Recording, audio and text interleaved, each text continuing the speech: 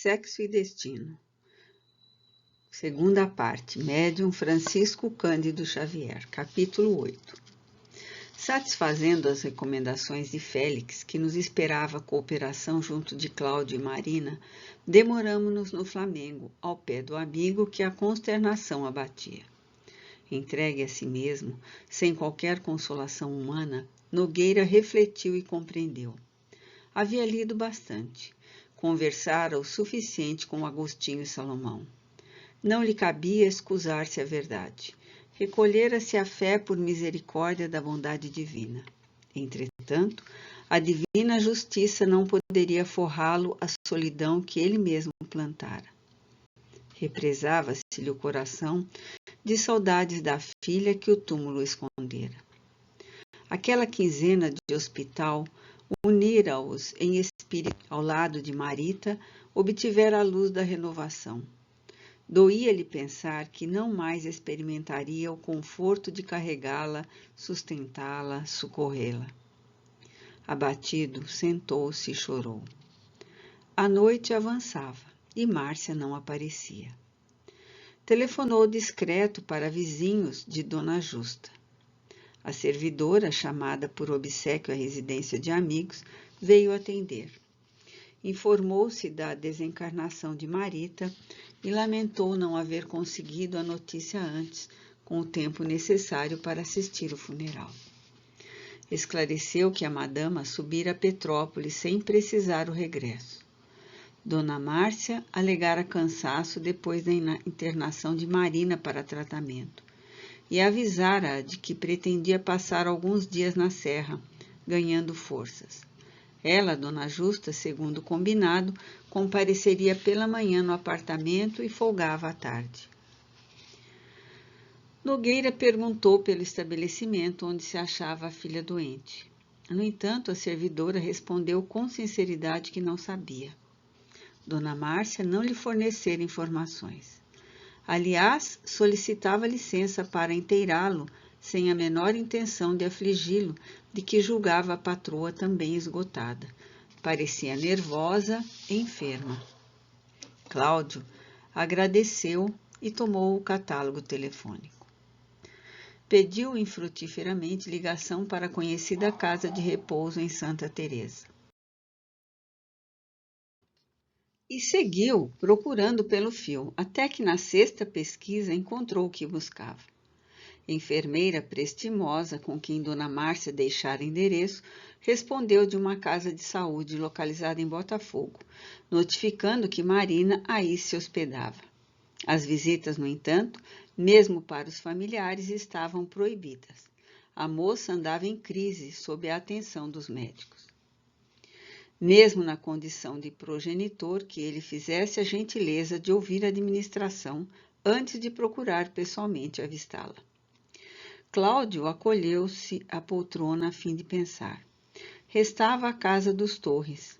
Gilberto, com certeza, poderia elucidá-lo. Entretanto, a figura do rapaz assomava-lhe a imaginação semelhante a bisturi que lhe retalhasse uma chaga mental. Rememorava a entrevista do Lido, em que lhe ilaqueara a boa-fé e envergonhava-se. Meditou, examinou-se sem compaixão para consigo, e acabou inferindo que, se quisesse realmente apresentar personalidade nova, não lhe cabia isentar-se das consequências que as passadas faltas lhe propunham. Consolidado o raciocínio, não mais vacilou. Recorreu ao fone com a escassa esperança de ouvir o rapaz, já que o relógio assinalava mais de 9 da noite, mas o moço atendeu. Não obstante acanhado, Cláudio expressou-lhe o pesar pelo falecimento da genitora, ao mesmo tempo que lhe comunicou a perda de Marita. Figurou-se-lhe Gilberto, deprimido, torturado. O filho de Nemésio confessava-lhe desconhecer não só a extensão do acidente, mas também o óbito. De certo que, pelas provações da família, com a lenta agonia de Dona Beatriz e com a enfermidade de Marina, que logo se lhe seguiu, não tivessem Dona Márcia e a filha encontrado ocasião para referir-lhe a gravidade das ocorrências. Lastimava o sucedido e enviava pêsames. Prezara sempre que Marita uma irmã do coração. Consultado por Nogueira, explicou que Marina fora acometida por acessos de fúria. O facultativo de confiança admitira a demência precoce, mas desistira da assistência. Entregara o problema a psiquiatras. O diálogo prosseguiu. Antecipando justificativas, Gilberto anunciou haver assumido novas resoluções nos dias últimos, quando, no encontro de ambos em Copacabana, estava, assim, decidido a casar-se mais cedo, desposar Marina e recolher-se à tranquilidade do lar. Mas, apreensivo ao ver a moça doente, qual se achava, o pai, embora reconhecido aos serviços que a jovem lhe prestara, impelira-o à mudança de rumo. O genitor, que se achava ausente em descanso restaurativo, usara a franqueza. Não aprovaria o casamento, não considerava Marina suficientemente habilitada para as responsabilidades do matrimônio. Além disso, falara-lhe de certas coisas, aconselhara-o a sair do Rio. Sustentá-lo-ia em outra cidade onde pudesse recomeçar estudos interrompidos. Ele, porém, Gilberto, compreendia a vida de outro modo e, em face das imposições paternas, sentia-se acabrunhado, vencido. Cláudio aceitou as alegações com humildade e acentuou que ele era ainda muito jovem, que não devia opor contradito aos conselhos de Torres pai, e sim continuar refletindo, uma vez que casamento em qualquer pessoa reclama liberdade e consciência. Tão sensatas e confortadoras observações formulou pacificando-lhe o íntimo e clareando-lhe a compreensão para o trato com o próprio pai, que Gilberto se modificou perante aquela brandura inesperada. Supunha ouvir um outro Nogueira mais velho, mais amigo. Emocionado, agradeceu e chegou a pedir-lhe não o abandonasse. Verificava-se agora sozinho. O genitor era bom, generoso, mas homem de negócios. Cabeça cheia, sentia necessidade de alguém que o inspirasse, que lhe estendesse as mãos. Estimaria encontrá-lo, ouvi-lo mais vezes. Percebeu que Cláudio lhe falava em tom de lágrimas, agradecendo-lhe o apreço. Aquilo como que lhe insuflava confiança nova naquele homem com quem se entendera dias antes, mas de modo imperfeito. Nogueira, submisso, consultou acerca de Márcia. Provavelmente que, se afastando para Petrópolis, a esposa lhe teria deixado o telefone. Gilberto confirmou. Dona Márcia, ao viajar, solicitara-lhe atenção para Marina. Se a Marina piorasse, que fizesse o obséquio de chamá-la incontinente. E, ao expressar-lhe semelhante recomendação, declarara que se lhe passava a incumbência, e não ao marido, por sabê-lo ocupado no hospital. De posse das informações, Cláudio agradeceu de novo e repôs o fone no gancho. Em seguida, confiou-se à meditação. Pelo tom da conversa, o rapaz se alterara de todo. Em tudo que expusera, media as frases. Cerimonioso, desencantado. E que teria desejado de dizer com aquelas duas palavras certas coisas? Ele, Nogueira, sentia-se renovado. Entretanto, a experiência do pretérito constituía-lhe o fundo da grande transformação. Não ignorava que a filha se arriscava à dualidade perigosa, na aventura afetiva. Convencia-se de que algo de muito grave teria ocorrido. Era bastante maduro para não desconfiar de que pai ou filho houvesse apanhado algum flagrante desagradável. Deduzia que a jovem baqueara, caindo em abatimento, como quem achara nisso a deserção de si mesma. Pensou nela e compadeceu-se. Afinal, não se fizera crente para censurar. Aspirava a compreender, servir.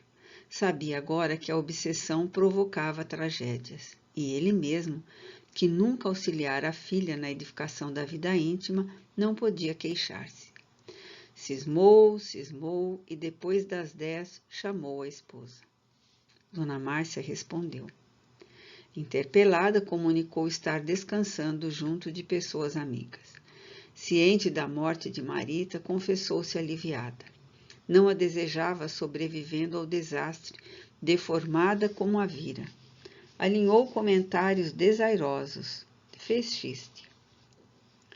Pela inflexão com que se manifestava, o esposo reconheceu-a num dos dias mais infelizes. Sarcasmo em cada sílaba, irritação à mostra.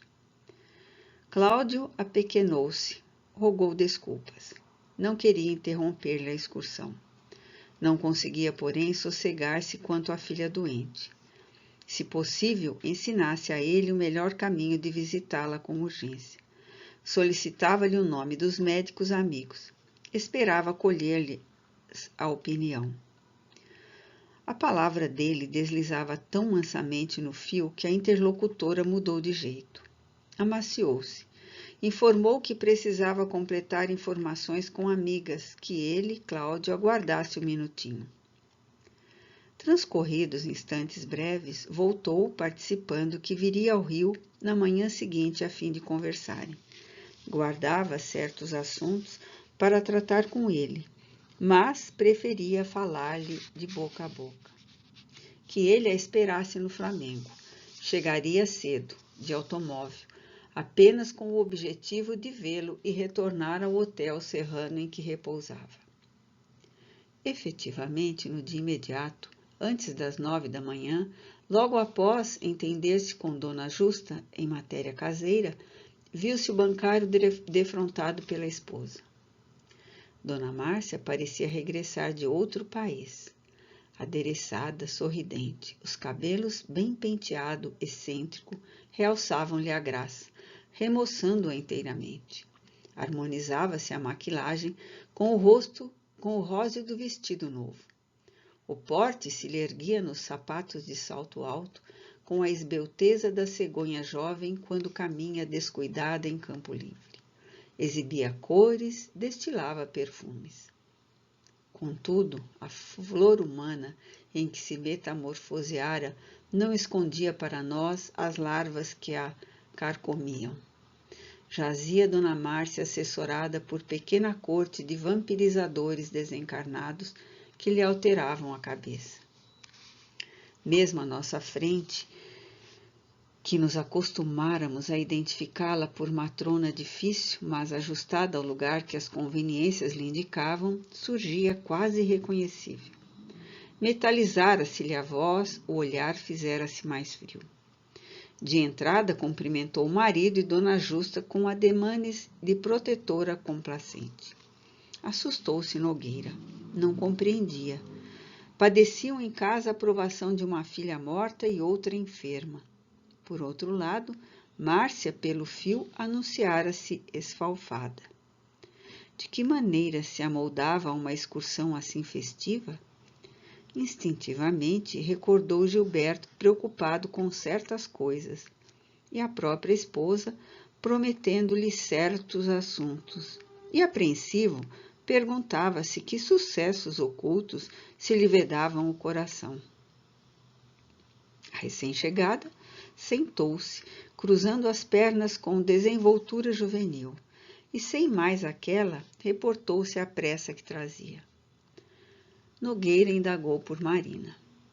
Dona Márcia, evidentemente interessada em outros problemas, sintetizou quanto pôde a história da enfermidade, indicou o psiquiatra que respondia pelo caso, aludiu ao conforto de que a filha se rodeava na casa de saúde e exalçou a generosidade do senhor Torres, que não calculava sacrifícios para lhe sobejar-se assistência. Comentou largamente a nobreza do viúvo de Dona Beatriz, cuja grandeza de alma apenas agora, dizia entusiasmada, começava a conhecer. E finalmente propôs um ajuste de providências pelas quais se transferisse a menina para um sanatório em São Paulo, onde estagiasse no tratamento devido por alguns meses. Bastava que ele e Cláudio concordassem. Nemésio, em sinal de gratidão da firma pelos serviços prestados por Marina, custearia todas as despesas. Cláudio escutou humilde e obtemperou que a situação talvez não fosse tão grave, que a palavra meses o alarmava. Acreditava que a filha, conjugando medicação do corpo e da alma, lograria recuperar-se em menos tempo. Argumentou sensato. Demonstrou sem afetação de virtude que não seria lícito abandoná-la. Destacou que a proteção dinheirosa significava muitíssimo, principalmente naquela hora em que os cuidados exigidos por Marita lhe haviam esgotado as reservas, mas admitia que a filhinha conturbada reclamava deles carinho, dedicação. Após enfileirar judiciosos apontamentos que a interlocutora recebia contrafeita, levantou para ela os olhos súplice e convidou-a com dignidade a abraçar junto dele uma existência nova. Vida de harmonia, de construção recíproca. Sincero, confiou-lhe todos os propósitos diferentes que edificara naqueles dias de luta, dos quais emergira transformado. Descerrava-lhe o íntimo. Fizera-se espírita cristão. Sentia-se outro homem. Participou-lhe que, entre ele e o passado, erigia-se a fé por barreira de luz. Aspirava agora à bênção do lar, à tranquilidade da família. Comprometia-se a adotar conduta reta, ser-lhe-ia companheiro leal. Não lhe constrangeria o ânimo a aceitar-lhe as ideias. No entanto, anelava mostrar-lhe quanto a amava. Disse-lhe que vinha orando desde a véspera, rogando a Jesus o inspirasse no sentido de revelar-se a ela abertamente, para que ela, Márcia, lhe perdoasse e o compreendesse. Concedia-lhe Deus o futuro à frente. Penitenciar-se-ia quanto aos erros cometidos. Dispunha-se a testemunhar de fidelidade e afeição. A senhora, porém, aprumou-se de um salto, plantou as mãos na cintura numa risada de escárnio e zombeteou. Sim, senhor, o diabo depois de velho se faz ermitão, sempre a mesma história. E aditou com ar de troça. Era só o que faltava, você espírita. Eu logo vi. Juro que no hospital você estava com esta baboseira. Aquele jeito de conversar quando Nemésio e eu fomos lá. Aquele modo de tratar Marita. Ora, ora, quem teria hipnotizado você dessa forma? O marido, arrancado à esperança que alentava no sentido de se reconciliarem para uma experiência doméstica respeitável e batido na fé, que principiava a entesourar, objurgou francamente ofendido. Mas você conhece o espiritismo? Márcia, obsediada com a disposição de quem procura deixar o carreiro, trilhado desde muito para arrojar-se a outro caminho, revidou irônica. Perfeitamente, conheço sim. Quando Aracélia morreu, andei conversando nisso com amigas e acabei desistindo. Espiritismo é um movimento de pessoas querendo sentar cachorros no banco e apanhar estrelas como se fossem laranjas. Bobagem! Nós todos no mundo somos canalhas. Eu sou, você é, outros são. Os espíritas me parecem cães querendo sentar na poltrona da falsa virtude. Asneira deles. Temos de rolar, é no chão mesmo. Eu não penso assim. Pois se você pensa de maneira diversa, e se é verdade tudo o que você me falou, é pena que a mudança chegue tão tarde. Venho de Petrópolis justamente para dizer a você que entre nós está tudo acabado. Agora, meu velho, faça a sua vida que eu vou me arranjar. E continuou alegando que depois de sofrer tantos anos naquele apartamento que apelidava por minha gaiola, iria fazer ninho certo. Esperaria tão somente as melhoras de Marina a fim de promover o desquite. Se ele, Cláudio, não assinasse, que escolhesse rumo. Declarava-se farta. Queria liberdade, sossego, distância. Nogueira escutava triste. Repunha o pensamento às instruções de Agostinho e Salomão. Lembrava Marita, reconstituía na memória os textos lidos. Sim, concluía mentalmente, aquele matrimônio destruído era obra dele. Recolhia o que semeara. uma filha morta, outra doente e a esposa obsessa.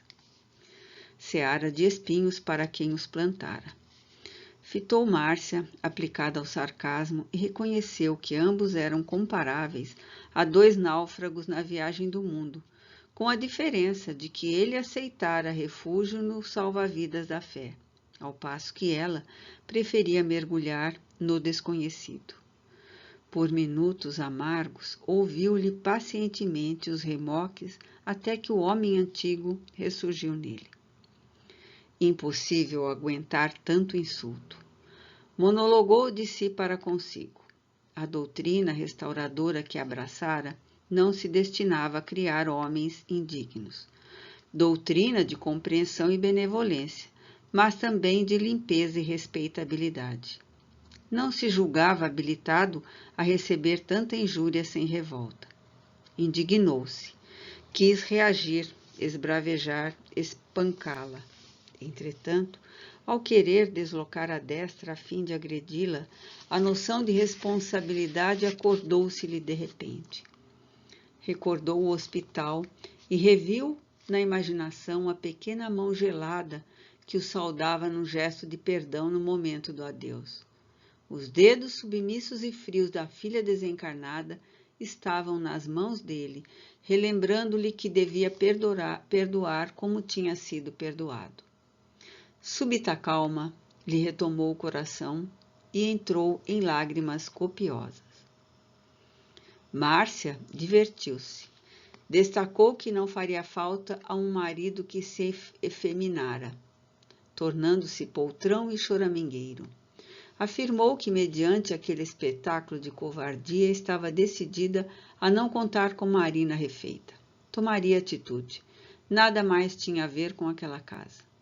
Chamou Dona Justa e avisou com o indicador em riste que mandaria buscar todos os seus pertences para serem alojados em casa de Selma, a companheira de infância que residia na Lapa. E, vociferando colérica, estrondou a porta atrás dos próprios passos, sem mais uma palavra para o esposo que permanecia na sala, esmagado de sofrimento. Demorou-se Nogueira em casa durante algumas horas refazendo forças.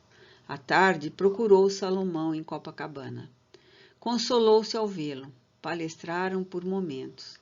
Da própria farmácia telefonou ao psiquiatra que a esposa nomeara. O especialista ouviu cortês. Sim, proporcionar-lhe-ia todas as facilidades para que se avistasse com a filha no dia seguinte. Cláudio agradeceu e, encerrando a ligeira conversação pelo fio, rogou a Salomão um minuto de entendimento em particular. Atendido, solicitou ao amigo para que o auxiliasse por meio da oração em benefício da outra filha que supunha obsediada, relacionando-lhe o problema de modo sucinto. Salomão confortou-o. Possuía companheiros diversos dedicados à desobsessão.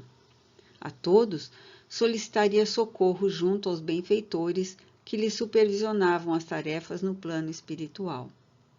Ao seu turno, consagrar-se-ia ao caso imbuído da melhor confiança.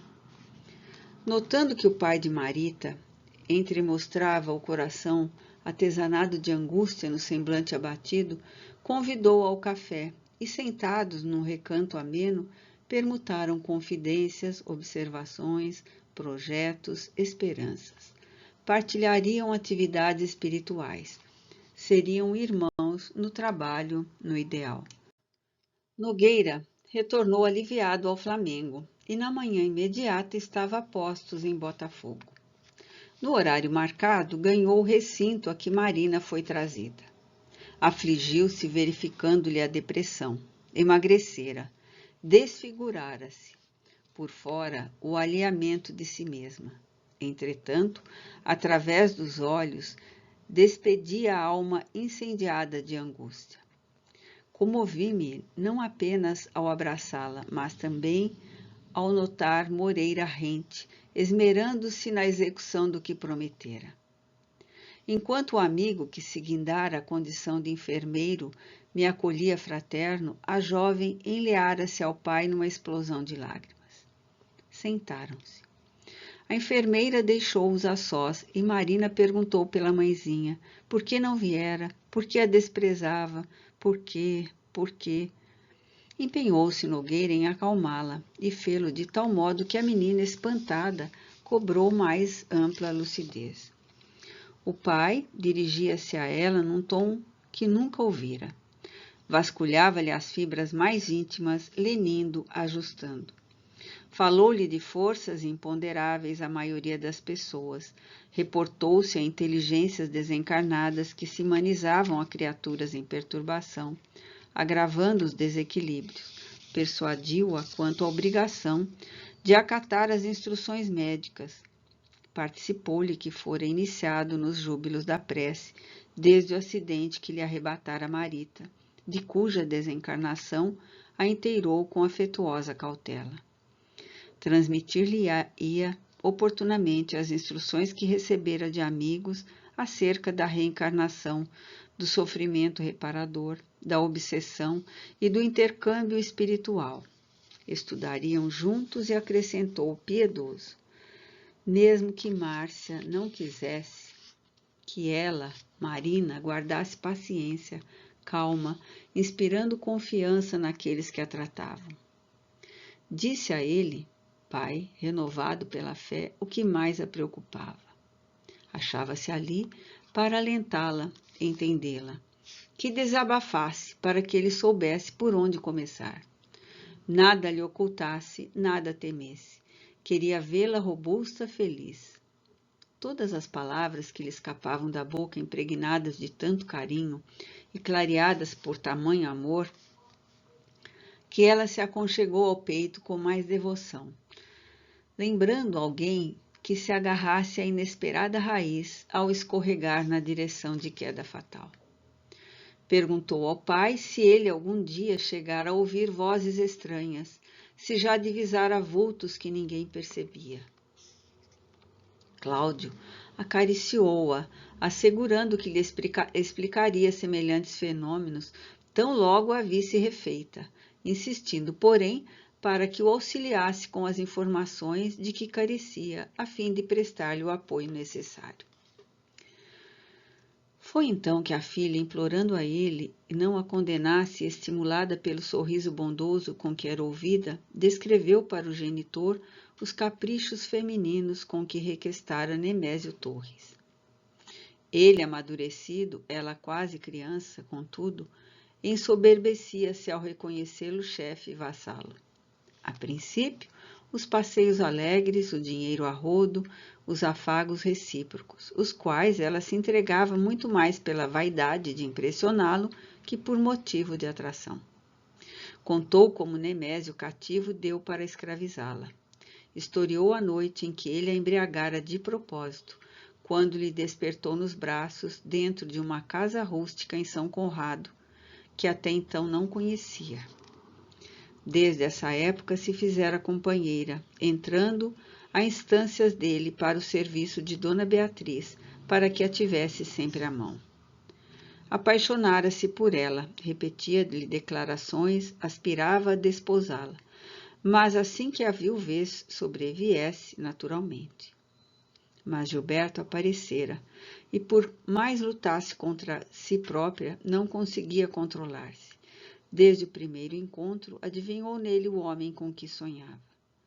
Pintando as emoções ao vivo com todas as tintas de realismo que o delírio lhe punha nas palavras, confessou que provocara Gilberto, afastando-o deliberadamente da irmã e, vingando-se de Nemésio, copiou-lhe a iniciativa. Numa noite de farra, impeliu o moço a exceder-se no uísque e, ao tê-lo inflamado, conduziu-o ela mesma ao quarto de que dispunha no lar dos Torres, a título de fazê-lo descansar, para entregar-se a ele, sem qualquer noção de vigilância ou censura.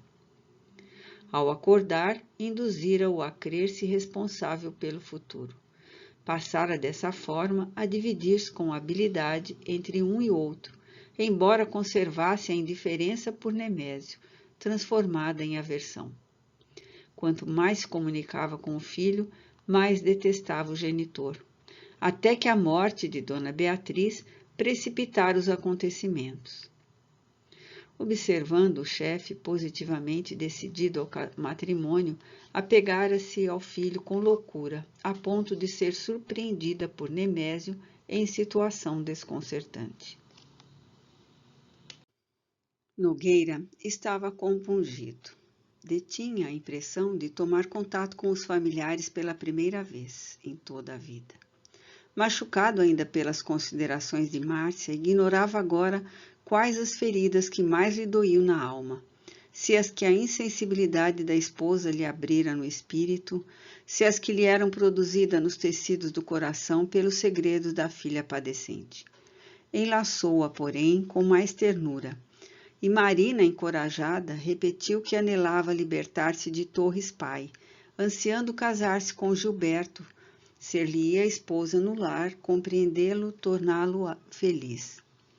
Cláudio prometeu cooperar, destacando, no entanto, a necessidade de saúde primeiro. O doloroso relatório, porém, não terminara. Imprescindível sorver-se o cálice até a lia. Em frases entrecortadas de soluço, Marina cientificou de que fora visitada ali mesmo por Nemésio 4 dias antes. Acentuou que o chefe se prevalecera da intimidade e lhe asseverara que não acederia ao filho de modo algum, que a esperaria para as segundas núpcias em que manteriam todos os compromissos formulados anteriormente, no sentido de enobrecê-la no casamento e beneficiar-lhe toda a família, se ela abandonasse o rapaz que ele, na qualidade de pai, pretendia remover para o sul. Porque respondesse claramente que não renunciaria a Gilberto, implorando-lhe perdão e que a tratasse por filha, revoltara-se ameaçando-a. Se o preterisse, matá-la-ia. Ela chorara, suplicara compaixão, assegurando que não tinha coragem de continuar fingindo por mais tempo. Amava Gilberto, queria sarar, viver com ele e por ele. Nemésio rira, mordaz, acentuando que ela lhe pagaria a desconsideração, que jamais lhe permitiria a felicidade junto daquele filho que passara a odiar e que, para humilhá-la assintosamente, conquistara as atenções de Márcia sem resistência, decidindo-se a levá-la para Petrópolis em substituição dela mesma. Cláudio ambicionava crer que a jovem tresviara, mas a lembrança da esposa, transtornada, comprovava o que ouvia, e quanto a mim, recolhia de Moreira a devida confirmação. O enfermeiro, em breves palavras, deixara-me saber que chusmas de espíritos perturbadores, após a desencarnação de Beatriz, lhe haviam arrebatado o marido, explorando-lhe as energias genésicas. Nogueira percebeu a gravidade do problema. No entanto, ao término da entrevista, reconfortou a filha, descortinando-lhe paz e esperança à mente atormentada. Recomendou-lhe trabalho, confiança, paciência e controle, a fim de recuperar-se mais depressa, e garantiu-lhe que se entenderia com Márcia e com ambos os Torres para que os planos da felicidade futura fossem concretizados em harmonia. Marina recebeu-lhe a despedida, a sorrir confortada, patenteando sinais de melhora, mas, revendo-se na rua, Cláudio entrou em prece. Reconhecendo-se no prelúdio de provas amargas, comprimiu a destra de encontro ao peito, alanceado, como quem trazia na visita espinhos de fogo a lhe requeimarem o coração.